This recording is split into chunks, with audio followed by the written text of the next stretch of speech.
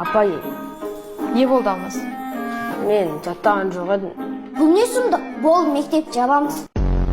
Неге жаттаған жоқсың Алмаз? Ұмытып кеттім. Неге басымды ұмыт кетпейсің? Кенже! Кенже емес, Өмірсерік Қайратұлы, қаланың әкімі.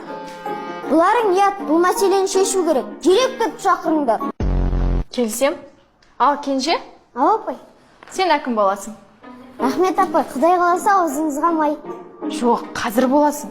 Бұлай тез көтеріліп кетем деп ойламаппын. Кенже! Жұлдызым жарқыраған сен, аспанымдағы. Жұлдызым жарқыраған сен. Кенже! Ой, енді сөйтіп қорқытайын деп жатсың ба? Қорқытпаймын мен. Сен де бар. Алмаздың қасында ешкім отырмау керек қой.